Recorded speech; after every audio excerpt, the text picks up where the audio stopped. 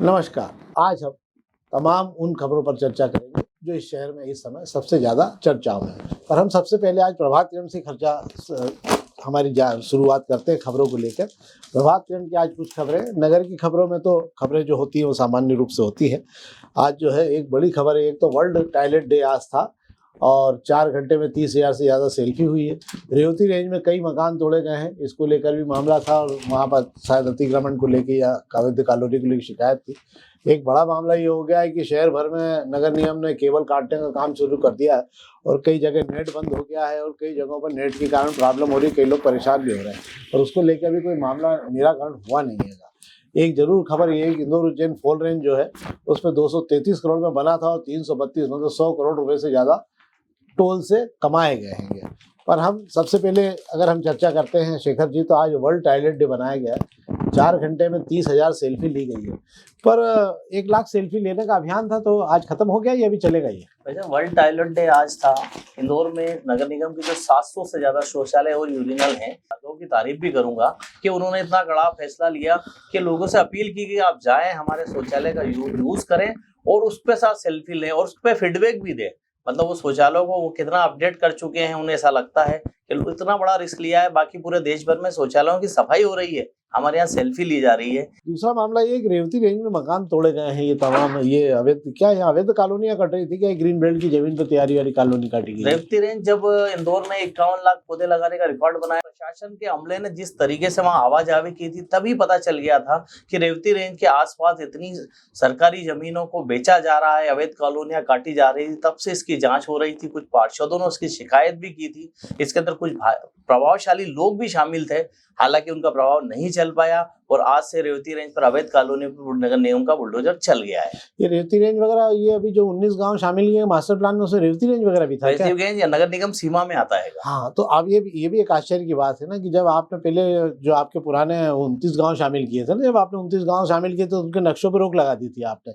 इधर सारे के सारे गाँव पे किसी प्रकार के नक्शों पर रोक भी नहीं लगाई गई है। क्यों नहीं लगाई गई? रेवती रेंज में अभी भी कॉलोनियां कट रही हैं और धारा 16 के अंतर वहाँ धड़ाधड़ अनुमति दी जा रही है। एक और ये खंभों का किराया तो बिजली कंपनी ऑलरेडी ले रही थी, तो तकलीफ किसको हो रही है? बिजली कंपनी सिर्फ किराया ले रही है, पर शहर गंदा हो रहा है, नगर निगम को परेशानी हो रही है। नगर निगम के में स्वच्छता अभियान में नगर निगम पार्टिसिपेट करता, 8वीं बार नंबर बनाने की कोशिश में लगा है। शहर में जगह जगह केबल के जाल हैं, रोल कर करके खंभों पे टांग दिए जाते हैं, जिसमें जाले जम रहे हैं और बड़ा गंदा सा लगता है जब शहर में गुजरते हैं मुख्य सड़कों पर। इसको हटाने को लेकर एमआईसी सदस्य जीतू यादव ने एक पहल की और बड़ी ही, मैं मानता हूँ, हिम्मत का काम उन्होंने किया है कि शहर के केबल ऑपरेटरों और उन इंटरनेट कंपनियों को की केबल काट रहे हैं, जिनका जो बड़े लेवल की कंपनियां हैं, पर चल रहा है काम। और केबल जब कटी तब जाके कंपनी वाले उनसे बात करने के लिए आए, वरना नगर निगम नोटिस देकर इन्हें बुला के थक चुका था, पर नहीं आ रहे थे लोग। तो आपको लगता है कि खंभों पे से सब ये जो है खत्म हो जाएगा या कुछ दिनों में बातचीत के बाद में ऊपरी दबाव के चलते मामला ठंडे बस्ते में चला जाएगा? ऐसा अभियान तो शुरू किया है, केबलें जिस ताकत से काटी गई है, उसके बाद अगर ये नतीजे तक मुहिम नहीं पहुंचती है तो एक सवालिया निशान नगर निगम पे फिर खड़ा होगा। हाँ, वैसे अगर ये हो जाए तो बहुत अच्छा है, पर इसके कारण दिक्कत ये हो रही है कि बहुत सारे लोगों के केबल कट गए हैं, किसी के नेट कट गए हैं और वो सारे लोग परेशान होने के 3-3 4-4 दिन से नेट नहीं चल पा रहे हैं उन लोगों के। सही बात। तो ये एक बड़ा वो है, पर ऐसे मामलों में सबको बैठकर निर्णय लेना चाहिए। अब हम अग्निबाण की खबरों की बात कर लेते हैं। अग्निबाण की खबरों में एक तो मऊ यार्ड के विकास को लेकर बंडा बस्ती के 17 से ज़्यादा बाधक मकान हटाए गए। यहाँ बड़ा मऊ में यार्ड बन रहा है क्योंकि ट्रेनों के लिए एक बड़ी आवाजाही होना है और इंदौर भोपाल वंदे मेट्रो जो ट्रेन चलनी है उसको लेकर कुछ संभावनाएं जताई गई है। भटांकन को लेकर 18 से नामांतरण जो है 12वीं रैंक पर इंदौर है। 40,000 शौचालय वाली हम बात कर चुके हैं BRTS को लेकर। एक रेवती रेंज की कॉलोनियों के मामले में भी हम बात कर चुके हैं। एक खबर और इसमें अग्निबाण में है, ये कांग्रेस का टिकट लेकर विधायक बने अवसरवादी नेता भाजपा में जाने की तैयारी में। इस पर अपन राजनीतिक चर्चा में चर्चा कर लेंगे। ये मामले में कुछ दम दिखता नहीं है, पर फिर भी अपन बात करते हैं। और 255 एकड़ जमीन जो है वो लॉजिस्टिक पार्क के लिए हासिल कर ली है। कल खूब झगड़े हुए और खूब वहाँ मारपीट भी हुई और बच्चों के साथ भी बड़ा अमानवीय व्यवहार की शिकायतें आई है, पर अंततः जो है विकास कार्य वहाँ शुरू हो गए हैं। तो हम बात करना चाहते हैं इसमें शेखर जी की जो बेसिक बात है इसके अंदर की ये एक तो ये कि यहाँ नीचे की साइड में ये जो अभियान चला है इनका राजस्व वसूली अभियान का लेकर कमिश्नर ने चेतावनी दी है कि नहीं हो रहा जो नगर निगम का ये क्या मॉडल में क्या प्रॉब्लम आ रही है रेवेन्यू मॉडल में इसका? नगर निगम को चलाने के लिए राजस्व जितना अमला ही एक ऐसा विभाग है जो पैसा ला कर देता है। अब राजस्व अमला लक्ष्य को पूरा नहीं करेगा तो कमिश्नर की शक्ति अब दिखने लगी है। नगर निगम कमिश्नर शिवम वर्मा जब इंदौर आए थे तो जिस तरीके से पोलाइटली और सीधे साधे नजर आते थे, अब हर बैठकों में वे तेज तर्राट नजर आने लगे। उनका बदला रूप देखने को मिल रहा है। हर बैठकों में वे कर्मचारियों को फटकार लगा रहे हैं, अफसरों को फटकार लगा रहे हैं, यहाँ तक सस्पेंड भी कर रहे हैं। कल 2 ARO को उन्होंने सस्पेंड कर दिया गया कि आपने वसूली कम की है। वाकई ये अच्छा उनका सख्त निर्णय है और इस तरीके के निर्णय लेना होंगे तभी शहर में नगर निगम को पैसा मिल पाएगा। वैसे भी मुझे लगता है कि आज बड़े कई दिग्गज लोगों के नामों की सूची भी जारी हुई है, जिसमें शहर के वो बड़े नामी गिरामी लोग हैं जिनका बड़ा सम्मान है शहर में, और उनसे वसूली नहीं हो पा रही है। और प्राधिकरण की भी सबसे बड़ी, शायद प्राधिकरण में सबसे ज़्यादा पैसा निकलता है, पर ये विभागीय पैसा है। पर बहुत सारे ऐसे लोग हैं जो शहर के अरबपतियों में तो शामिल हैं, पर नगर निगम को 2 रुपये देने में उनको पसीना छूटता है। और उनकी भी एक सूची आज जारी हुई है जिसके अंदर कहा गया है कि भैया अगर यही लोग पैसे भर दें तो शहर की 4-6 सड़कें तो बिना किसी तकलीफ के बन जाएगी। अब हम बात कर लेते हैं दोपहर की खबरों में।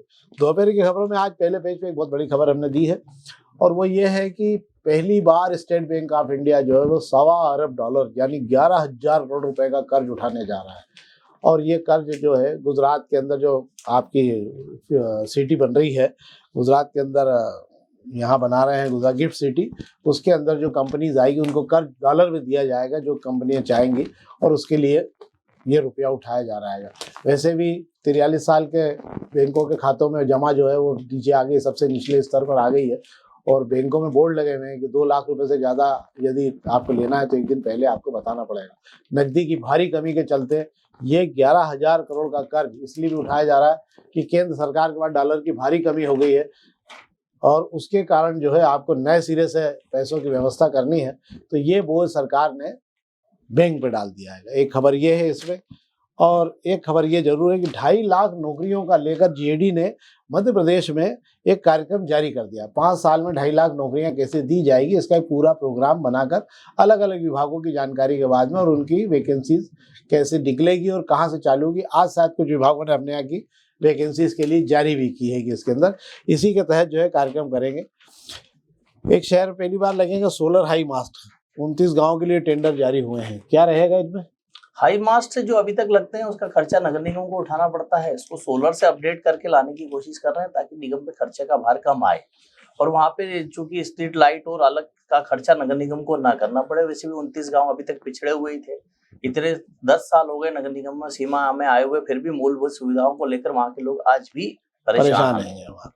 एक और जो दोपहर का विशेष कॉलम आता है उसके अंदर गुस्ताखी माफ वाले में, उसके अंदर कुछ चीज़ें बहुत छोटे छोटे मैं आपको बता देता हूँ।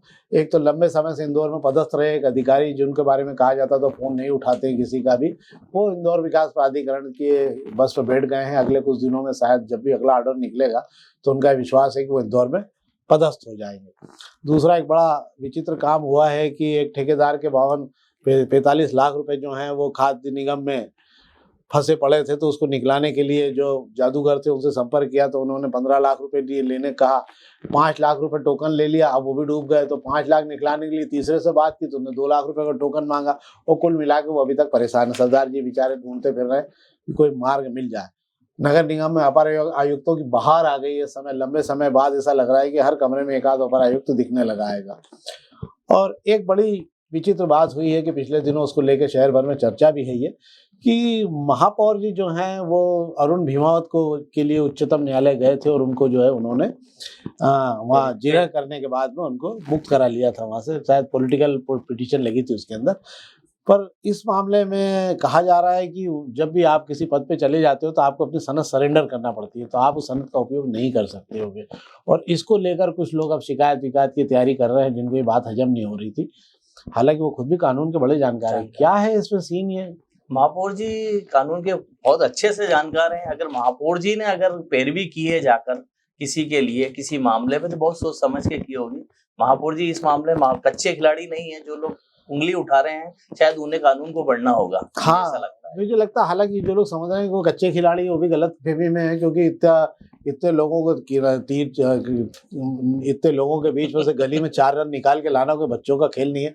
और उन्होंने बता दिया कि वो गली में बहुत अच्छा खेल सकते हैं और इसीलिए वो महापौर के पद तक आ गया। मतलब ये एक बड़ी बात होती है। तो ये तो कोई भी मानेगा कि वो कच्चे खिलाड़ी नहीं है। एक और खबर इसमें जरूर थी यार, ये भी क्या मामला हुआ है ये कि कांग्रेस में जादूगरी दिखाने वाले नरेंद्र सलूजा जी इन दिनों भाजपा में वरिष्ठ प्रवक्ता के पद पे हैं और बड़ी झांकी मंडप भी है और मैदान में हमेशा वो कांग्रेस के बारे में ठोकते रहते हैंगे।